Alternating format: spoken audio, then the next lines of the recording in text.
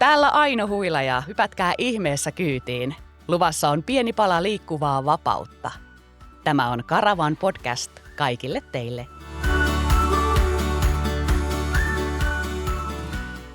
Aika moni pakuilija ja asuntoautoilija lähtee hakemaan tien päältä sitä yhtä asiaa, seikkailua. Se oli ainakin mulla itsellä mielessä silloin 7 vuotta sitten, kun oranssiin pakettiautoon muuttamista suunnittelin ja lopulta sen myös sitten toteutin. Jotenkin minua silloin kiehtoi se ajatus siitä, että elämän pitäisi antaa yllättää enemmän kuin mitä se sellaisessa niin sanotussa normiarjessa yllättää ja että joskus olisi ihan hyvä, ettei tiedä, että mitä sieltä mutkan takaa tuleekaan eteen. Oli se sitten hyvää tai pahaa. Nyt mulla on täällä studiossa vieraana ihminen, joka sanoo seikkailulle kyllä. Uskaltaisinko väittää, että jopa 100% varmuudella. Eerika Kaipainen, tervetuloa. Hei Aino, oikein ihana olla täällä tänään. Sanotko seikkailulle kyllä, joka kerta? Kyllä 110% varmuudella. Et ehkä ainut esto, miksi mä en lähtisi johonkin seikkailuun, on se, että mulla ei ole tarpeeksi rahaa, mutta muuten aina kyllä. Niin, siis sanoit 10%, eli tarkoitat 100% varmuudella. Mitäs näitä prosentteja laskee, kunhan tulee vaan elämään riittävästi seikkailua. Hei, rakkaalla lapsella on monta nimeä ja tämä sama voitaisiin varmaan sanoa titteleistä. Nyt mä alan luettelemaan tätä litaniaa. Sulla niitä nimittäin riittää. Olet TV-ohjelmadiilistä tuttu yrittäjä, brändikonsultti, kamppailuurheilija, seikkailija, kuten kuultiin isolla S:llä ja myös matkailuautolla huristelet menemään. Ja myös asuntoautosijoittajana sinut tunnetaan. Ja eikö tästä vielä joku puuttumaan?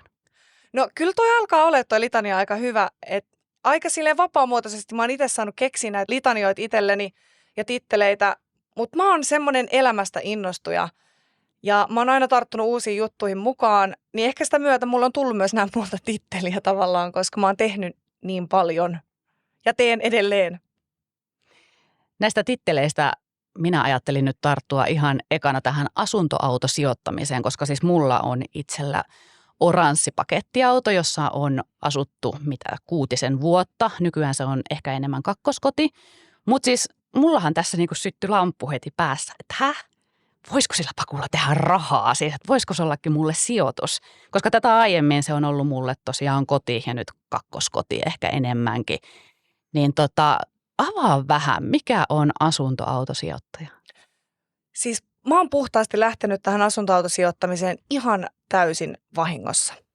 Mä ostin mun ensimmäisen sijoitusasunnon ja mä en koskaan ajatellut, että hei, että mä voisin sijoittaa autoihin. Koska siis sehän on lähtökohtaisesti jo ajatuksena aika semmoinen, mitä ihmiset dumaa heti alkuunsa, että se auto menettää arvoaan ja niin edelleen. Mutta mä mietin jossain vaiheessa asuntoauton hankkimista ja mä huomasin, että se on aika kallista ostaa uusi hieno asuntoauto. Ja sitten mä aloin miettiä, että onko tähän jotain muita ratkaisuja, että esimerkiksi sen matkailuauton vuokraaminen. Että mä voisin sillä vuokraamisella kattaa niitä kuluja siihen lainaan. Ja loppujen lopuksi tämä homma kääntyi niin, että mä ostin sen matkailuauton ja mä hädin tuskin käytän sitä itse, koska mä saan sitä vuokrattua niin paljon, että se tuo mulle rahaa joka kuukausi. Eli siis kuulostaa todella hyvältä bisnesidealta. En ole ihan vielä vakuuttunut, uskaltaisinko laittaa oman pakuni vuokralle, mutta jatketaan keskustelua. Niin eikö jossain vaiheessa käännyt asuntoautosijoittajaksi? Niin sanoit, että tämä tuli vähän niin kuin vahingossa tämä idea. Miten päädyit tähän siis alun perin? Siis se lähti ihan puhtaasti siitä, että mä kaahailin tuolla Kehä Kolmosella ja näin sellaisen kyltin, missä luki, että myydään matkailuautoja.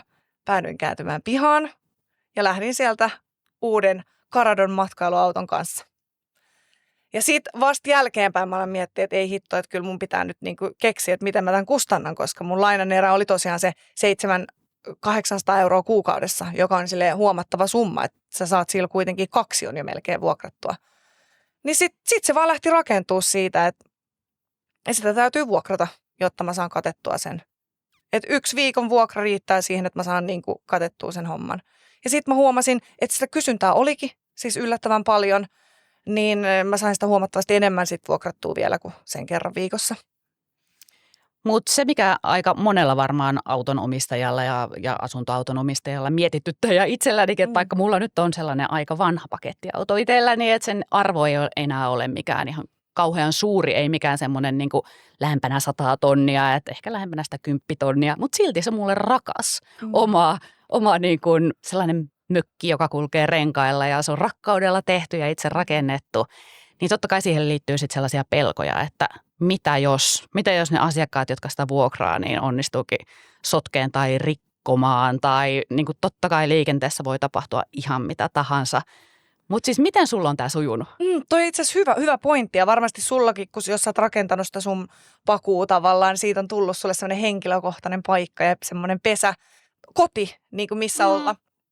Mut mulla ehkä se tilanne oli eri, koska mä ostin sen auton uutena. Mulla ei ollut siihen autoon varsinaista tunnesidettä. Ja mä en oikeastaan ikinä rakentanutkaan siihen sellaista tunnesidettä. Että kyllä mä sille keksin niinku nimen ja tälleen, mutta mä en vaan rakentanut siihen sellaista tunnesidettä, että mulle se oli vaan matkailuauto tai retkeilyauto itse asiassa. Niin siihen on ehkä helpompi sitten lähteä tolleen niin kuin puhtaasti, että se nyt on investointi ja se on nyt tätä tarkoitusta varten. Niin, ja koska mä en ole myöskään käyttänyt vaikka hirveästi tunteja tai omaa sille, että mä rakentaisin siellä hirveästi jotain, koska se oli täysin uusi ja käyttämätön auto. Siellä ei ole tarvinnut tehdä mitään, niin se olisi toki eri tilanne varmaan sitten sullakin, jos sä oot siellä puuhastellut ja tiedätkö, sisustanut ja niin, siitä tulee se paljon henkilökohtaisempi silloin. Mutta on se tietty sulle omaisuutta ja tokihan omaisuudesta haluaa huolehtia ja olla aika varma siitä, että sitä pidetään hyvin, niin miten se vuokraaminen on mennyt? Millaisia asiakkaita sulla on ollut? Onko tullut ongelmia? No itse asiassa toi oli varmaan mun suurin kysymysmerkki, kun mä aloitin. Mä pelotti se ihan hirveästi ja mä myönnän nyt, mä en oikeasti tiedä asuntoautoista tai ylipäätään autoista juuri yhtään mitään. Ja se toi tähän ihan erilaisen niin kuin twistin, että on joutunut jokaisen asian opettelemaan alusta.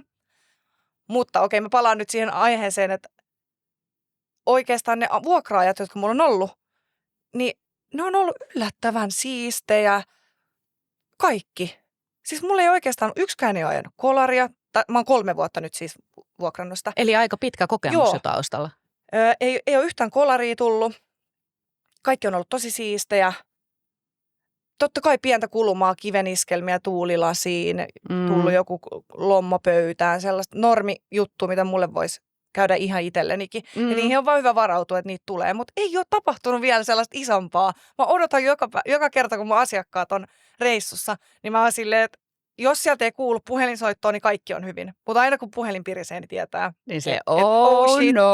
Onko se nyt vaan silleen, että hei, että täältä valuu vedet ulos autosta vai onko se silleen, että tiedätkö, että nyt me ollaan ajettu poron päältä auton rutus tuolla, vaimolla on katkennut jalka. Niin, no mutta sekin on ihan ongelmanratkaisukykyä vaatii, että nyt on niin kuin vuotanut autosta kaikki vedet ulos. Niin mitä sitten sanoit, että et ole mikään autoihminen ja tämä on sulle niin kuin täysin sillä tavoin uusi maailma. Niin mitä sitten teet, kun sieltä tulee asiakkaalta se puhelinsoitto silleen, niin kuin, että no täällä on nyt tällainen pikkuongelma, vaikka jonkun auton lämpärin tai mitä ikinä. No mitä sulle niitä ongelmia on tullut? Niin? Okei. Mulla on tähän itse asiassa ihan siis selkeät 3 steppiä. Ensimmäinen on ChatGPT. Yes, tekoäly. Yes. Tekoäly. jos niin kuin mä tutkailen sen kautta, että okei, mikä se ongelma voisi olla. Toinen, jos mä en saa selkoa, on Facebook-karavaanirit-ryhmä. Kiitos ja shoutout Facebook-karavaanirit-ryhmälle. Ihana. Siellä on ihmiset aina auttanut mua ja se yhteisö on ihan uskomaton ollut sen takana. Mua ei ole koskaan dumattu mun tyhmillä kysymyksillä, vaan ihmiset oikeasti auttaa ihan halusta auttaa. Toihan on ihan mahtava kuulla, koska useinhan monissa ryhmissä on just se, että no voi ei, ootko vähän tyhmä, mitä tulet kyseleen, mutta tämä ryhmä ei ole sellainen ja tämä yhteisö ei ole sellainen. Ei yhtään. Ja se on ollut silleen huikea huomata, että ei ole tavallaan, voi aina silleen turvautua siihen ja on suurimmaksi osaksi aina itse saanut sitä kautta vastauksen. Ja sitten toki se 3. steppi on paikka, mistä mä oon ostanut sen auton, niin heillä on matkailuauto, korjaamo ja mä oon hyvissä väleissä korjaamohenkilökunnan kanssa, niin voin sitten soittaa heille puhelun. No millaisia ne puhelut on ollut, tai ei nyt välttämättä ne puhelut, mistä sitten käännyt sinne niin kuin myyjän puoleen, mutta ylipäätään ne ongelmat, mitä asiakkaat on sulle soittanut. Että jos tässä nyt niin kuin ajattelee, että sen oman pakun pistäisi vuokralle, niin millaisiin ongelmiin kannattaa varautua? Toki se riippuu vähän pakusta. Mulla on vanha auto, siinä varmaan tulisi paljonkin ongelmia, mistä ne mulle soittelisi. Että ehkä en ole laittamassa sitä vielä ihan heti. Mutta millaisia niin kuin ongelmia sinun asiakkailla on ollut sinun auton kanssa? No varmaan just yksi suurin, mikä on ollut ongelma, koska mä vuokraan paljon talvella sitä autoa ja on kovat pakkaset, niin se perhanan pakkasvahti, joka valuttaa vedet ulos autosta. Ja Okei. ehkä se vesisysteemi on ollut semmoinen ja se on tuottanut välillä ongelmia. Toinen on sähköviat, että on saattanut tulla niin kuin, että lämmitys on joku vaan sulakkeet palannut tai akku on mennyt tyhjäksi tai jotain tällaisia. Mutta ne on ollut tosiaan silloin, kun ihmiset on niin kuin 20 asteen pakkasilla, niin se on aika heavy hommaa. Ja mä oon myös kyllä itse asiassa jokaiselle, joka sen on vuokrannut talvipakkasilla, mä oon sanonut etukäteen, että mä en vuokraa sitä ihmisille, joille ei ole mitään kokemusta. Ja sulla täytyy olla rautaiset hermot, koska tämä ei ole mikään hotelli, missä kaikki toimii ja sä voit saada 5 tähden palvelua. Vaan siellä voi tapahtua ihan mitä vaan. Mä haluan myös, että mun asiakkaat tietää sen ennen kuin ne lähtee johonkin puskaparkkiin 20 asteen pakkasella. Joo. Mutta ehkä ne asiakkaatkin tosiaan tietää sitten sen, että mihin he ryhtyy ja he on ehkä vähän tällaisia seikkailullisia sieluja itsekin. Mutta ei ainoastaan sinun asiakkailla, vaan kommelluksia on tapahtunut varmaan sulla itselläkin, koska oot matkailuautoillut itsekin ja reissannut ja tykkäät reissailla, tykkäät etsiä seikkailua. Millaista seikkailua sulla on ollut matkailuauton kanssa? Millaista seikkailua etsit? No mä jollain tavalla aina lähden vähän niin kuin jonkun harrastuksen perässä matkailuautoilemaan, että on se sitten vapaa-lasku, surffaaminen tai vaikka kamppailuurheilu. Niin mä aina jotenkin, että siinä pitää olla joku se juttu. Että mä en ole hirveästi itse asiassa tehnyt vielä sellaisia reissuja, että siinä ei ole mitään taka-ajatusta. Niin, että lähdet vaan ajelemaan ja Niin. katselet silleen niin kuin rentoudut Niin. ja katsot ihanaa maisemaa, vaan että sulla on se niin kuin aktiivinen Joo, mä tykkään olla, elämäntapa. joo. Että kyllä mä sitten lähden silleen, että tonne mä haluan lähteä vaeltamaan, mä haluan lähteä haikkaa tai laskettelemaan tai surffaamaan tai mitä ikinä. No näitä on aina niin kuin kiva kuulla kanssamatkaajilta, että mitkä on ollut niin kuin ne paskimmat jutut, mitä itselle on tapahtunut tuolla tien päällä tai mihin on törmännyt matkailuauton kanssa, koska väistämättähän siellä niin kuin jotain tapahtuu, niin vetä sen nyt sieltä niin kuin hihasta. Sulla on hihaton paita päällä, mutta sieltä hihattoman paidan hihasta joku juttu silleen niin kuin ikimuistoisin kommellus. Tämä on itse asiassa helppo vastata. Tämä tapahtui viime vuonna Norjassa. Mä lähdin mun koiran kanssa surffausreissulle, mutta sitten loppujen lopuksi kävi niin, että siellä ei ollut mitään surffattavaa, koska oli niin hirveä helleaalto. Me päätettiin sitten vaihtaa lennosta suunnitelmaa ja lähteä kohti Goldhoppingia, eli Norjan korkeinta vuorta. Ja me ajettiin sinne korkealle semmoinen hyvin jyrkkä vuoristotie, että varmaan niin kuin 2 kilsaa vertikaalista nousumetriä niin kuin ylöspäin. Ja Mihinköhän me päädytään tässä?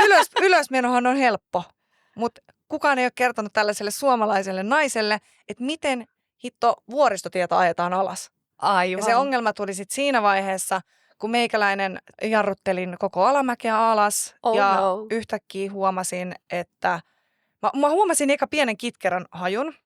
Mä en reagoinut siihen mitenkään. Mä olin, että okei, ei kai tässä mitään. Kunnes mun viereen ajaa paikallinen mies heiluttaen käsiä. Ja tietenkin mä pysähdyin, niin se juoksee sieltä sellaisen vesikannunkaan, alkaa heittää mun renkaisiin vettä. Ja huutaa, että sun renkaat on tulessa.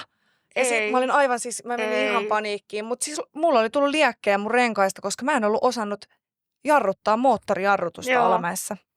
Ja mulle ei ollut siis ikinä kukaan kertonut, että tällainen, kyllä mä tiedän, miten moottorijarrutus on, mutta ei Suomi on lättänä maa. Joo, niin ollaan.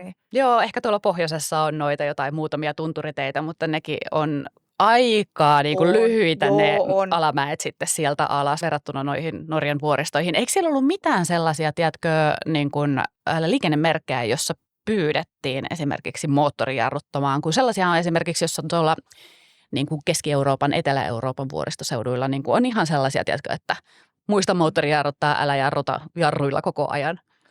Ei mun mielestä ollut. Joo. Tai sitten mä oon vaan missannut sen kyltin. Tai sitten oli just silleen, mitähän mikä tuossakin toi kyltti oli? Joo, ei mitään hajua ja jarru vaan pohjaa ja alas. Seikkailua kohti. No siitä tuli ihan ikimuistoinen seikkailu varmaan. Miten tämä sitten päättyi? Se niin kuin ihana paikallinen ihminen sammutti ilmeisesti orastavan tulipalon sieltä jarruista. Joo, mitä ja itse asiassa tämä oli hyvä, koska siis mulla oli iso 2 litran kanisteri vettä. Vinkkinä kaikille, kandee muuten olla, koska koskaan ei tiedä. Niin me saatiin käytettyä vielä sillä sitten, ei 2 litran, kuin semmoinen 10 litran. Joo. Niin sammutettua vielä se loppu tulipalo siitä. Mutta jos ei olisi ollut sitä vettä, niin sehän olisi ollut vähän kuumottava. No se olisi ollut aika todella kuumottavaa. Tuossahan olisi voinut käydä oikeasti aika pahasti. Joo, olisi todellakin. Mutta sitten se päättyi niin, että mä jäin sitten odottelemaan hinausta sinne, koska mä en uskaltanut enää lähteä ajaa takas. Hinaus tietenkin tollaiseen paikkaan, olisiko se ollut vielä sunnuntai, niin voin sanoa, että 6-7 tuntia kesti. Onneksi kaapissa oli kylmä kalja. Pystyi hyvällä omalla tunnolla vetämään sen siihen kitusiinsa ja odottelemaan koiran kanssa tien varressa. Mutta joo, sitten odoteltiin hinausautoa. Siitäkin selvittiin. Näillä teillä kanssamme kulkevat ja kauden mahdollistavat Adria, Karavanlandia, Hymer ja Veili.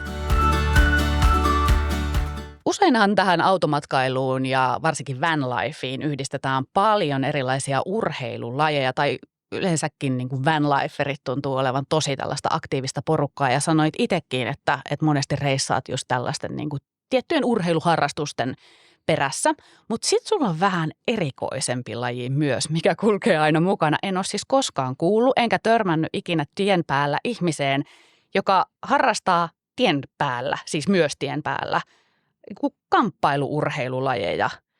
Eli siis niin kuin, mitä ihmettä? Kyllä. No itse asiassa tämä tuli ihan siitä, että mä haluan pitää lomaa, mutta samaan aikaan mä oon urheilija. Mun pitäisi treenata. Miten mä voin yhdistää ne kaksi asiaa? Kiitos niin kuin kamppailuurheilun. Se on niin kuin loistava laji siinä mielessä, että siinä on se yhteisöllisyys. Ja ihan sama mihin päin maailmaa sä meet, sä oot aina tervetuloa uusille saleille treenaamaan. Ja mähän huokasin sen, että se miten mä pystyn yhdistämään nämä kaksi asiaa on ottamalla auton alle, kiertämällä saleja ympäriinsä. Et viimeksi mä kävin tuossa pyörähtämässä Oulussa paikallisella kamppailusalilla, sitten mä kävin Ruotsissa niin kuin muutamalla salilla. Että mä sain sitä kautta niin kuin yhdistettyä sen urheilijan elämän ja vapaa-ajan. Eli siellä niin kuin itse autossa et sentään niin kuin nyrkkeile. No mitkä nämä olisi nämä sinun lajit? Eli mä harrastan tainyrkkeilyä ja potkunyrkkeilyä, joo. Joo, että niin kuin ei tarvitse pienissä tiloissa sentään niin kuin jonkun säkin kanssa pyöriä menemään, vaan ihan saleilla käyt. Joo, kierräsin ihan paikallisia saleja. Mitä se sitten tapahtuu? Meet sinne vaan ja niin kuin avaat oven ja sanon, että hei, olen Eerikka, saanko tulla tänne nyrkkeilemään? Siis varmasti onnistuisi ihan noinkin, mutta mä nyt itse asiassa aina itse teen silleen, että mä ehkä kontaktoin somen kautta niin kuin tai yhteystietojen kautta soitan, että saanko mä tulla treenaamaan. Ja aina on sanottu, että kyllä. Ikinä ei ole kukaan sanonut vielä toistaiseksi, että et saa tulla. Että se on kiva, että voi tolleen. Ja se totta kautta niin kuin loistava tapa tavata myös uusia ihmisiä. Mä kyllä haaveilen, että vitsi kun pääsis joskus tonne, niin kuin, mä oon käynyt aina pohjoisessa ja Pohjoismaissa, että lähteekin etelään, menisi tonne jonnekin, tiedätkö, Puolaan tai Venäjälle. Se olisi aika HC. No en mä tiedä. No se kuulostaa. No joo, ei ehkä Venäjälle ei välttämättä nyt ole menemistä, mutta Puolaa. Niin, että tällaisiin Itäblokin maihin sellaisen. Vetäisi vähän sellaisen karumman roadtripin. Joo, kuulostaa todella hyvältä, että mihinkään tämä päätyy, jos niinku mikä Norjan surfiranta loma päätyy siihen, että auto melkein syttyy palamaan. Ei voi tietää. Joo, ei lähdetä kuvittelemaan sitä sen pidemmälle, mutta siis tämä on aika hauska juttu siis se, että tällainen niin kuin automatkailu ja vähän niin kuin loman viettäminen, niin ei kuitenkaan tarkoita sitä, ettetkö voisi treenata ihan kunnolla ja pysyä ihan siellä niin kuin ammattitasolla. Kyllä, näin. Mulla on nyt tosiaan tulos tai siis on ollut just ensimmäinen ammattilaisottelu, niin sitä varten kanssa tiesin, että se on tulossa varmasti jossain vaiheessa, niin piti oikeasti treenata paljon ja pysyä kunnossa. Jotenkin minusta tuntuu, että niin kuin löytyisikö, nyt voi olla ihan, tiedätkö, että olen aivan harhainen, mutta löytyykö tällaisista niin kuin kamppailulajeista ja itse asiassa tässä niin kuin automatkailusta myös jotain niin kuin samankaltaisuuksia, että toimiiko ne vähän ehkä ihmisille sellaisena irtiottona? Tiedätkö, kun itse niin kun hyppäsin pakuun, niin ajattelin, että tämä nyt on irtiotto siitä arjesta. En ole koskaan kamppailut tai nyrkkeilyt, mutta voisi kuvitella, että sekin on vähän semmoinen pään tyhjentävä juttu. On. Siis ehdottomasti joo. Se on niinku ehkä sitä, että sä oot siinä hetkessä enemmän, kun sä et mieti niin paljon tulevaa tai mennyttä. Ainakin mulle kamppailulajit on sitä, että silloin kun mä treenaamaan, on siinä hetkessä. Sama se on niinku pakuilunkaan, että sä oot niinku just siinä nyt, mitä mä nyt syön. Kato, että tuolla näkyy ihana puu, ihana vuori näkyy. Että sä niinku elät just sitä hetkeä. Tai en mä tiedä, miltä susta niinku. No kyllä se on siinä. Niinku, se on minun mielestä jotenkin niinku tarpeellinen ja hyvä tapa irrottautua aika hyvin. Tai se maailma, kun se on koko ajan vähän uutta ja muuttuvaa pakuilussa, niin se niin kuin pakottaa sinut olemaan siinä hetkessä ikään kuin. Kun nykyihminen on vähän sellainen, että niin kuin me aika paljon murehditaan sitä tulevaa ja niin kuin somen kautta sellailla, että mitä muut tekee ja missä itse pitäisi olla. Kyllä. Niin ehkä se tekee ihan hyvää keskittymiselle se, että keskittyy vaan siihen, että mitä ympärillä tapahtuu nyt. Niin, just tässä hetkessä, jep. Joo. No millainen niin kuin pakureissaaja itse olet tai matkailuautoilija? Miten kuvailisit sen? Mitä sieltä, sanoisitkin, että sellainen niin kuin aktiivinen, mutta mitä lähdet, missä tykkäät niin kuin parkkeerata ja yöpyä? Ootko sellainen hippipakuilija vai ootko sellainen niin kuin... No varmaan just se aktiivinen, mitä sanoit, mutta kyllä mä aina pyrin löytämään itse asiassa puskaparkkeja. Mä tykkään puskaparkeista, myös ehkä sen takia, että mulla on koira, jonka kanssa mä yleensä matkustan. Niin mä oon huomannut, että se on vaan niin kuin jotenkin se juttu, että kun sä löydät sen täydellisen spotin. Tai mä aina jotenkin metsästän sellaista täydellistä spottia, missä ei ole ketään muuta. Siinä on järvi tai merta, metsää, tiedätkö silleen, että sä saat olla ihan kaikessa rauhassa. Niin se on kyllä se goal. Mutta kun eihän siihen niin kuin pääse joka yö. Tai silleen, että sun reissulla, että sit se riittää, että kun sä saat sen pari päivää ja sä löydät sen täydellisen spotin, niin sä ootkin silleen, että vitsi mä jään tähän toiseksi päiväksi, koska tää on niin hyvä. Joo, ja tossakinhan hyvä, kun sanoit, että niin kuin, ei sen tarvitse olla niin kuin joka yö, että kunhan joskus, koska itse huomasin sitä, sen varsinkin niin kuin alkuaikoina pakuilussa, että siitä saattoi aika helposti saada myös sellaisen niin kuin stressin aiheen. Ei kyllä, siis toi on niin totta. Joo. Ja me saatiin kyllä parisuhden riidatkin aikaan mun ex-poikaystävän kanssa siitä, koska silloin oli niin korkeat odotukset niistä puskaparkeista. Joo. Ja mä olin ihan silleen, että ei me voida 5 tuntia ajaa täällä Norjassa etsimässä jotain mystistä puskaparkkia. Että nyt vaan perkele parkkeerataan tähän ja etsitään huomenna, että se tulee, jos tulee. Että tämä ei ole nyt niinku suoritus. Niin. Mut joo, ja sitten ette olekaan enää yhdessä. Että ehkä joku muu asia katkaisi kamelin selän. Mutta... Hei, se on muuten loistava tapa kaikille kuulijoille vaan tiedoksi, että jos haluatte testata, että onko oikea henkilö, niin viekää se pakumatkalle. Eikö siellä selviää, kun vietätte viikon yhdessä siellä pakussa. Jos te sen kestätte, niin se on siinä. Niin sit suoraan naimisiin ja yhteiset asuntolainat ja kaikki ja perheen lisäystä. Se toimii, joo. Meillähän oli vähän eri juttu, koska me ollaan siis puolisoni kanssa ennen pakuun muuttamista, niin mitä oltiinko me oltu jo joku melkein 20 vuotta yhdessä. Me oltiin testattu sitä sitten niinku vähän eri tavalla jo, mutta olen kyllä sanonut, että en ehkä ihan uuden niin kuin ihmissuhteen kanssa hyppäisi, jos puhutaan vaikka ihan vaan niin kuin ystävistä tai kavereista. Joo, eikö? Tai sitten se on hyvä testi.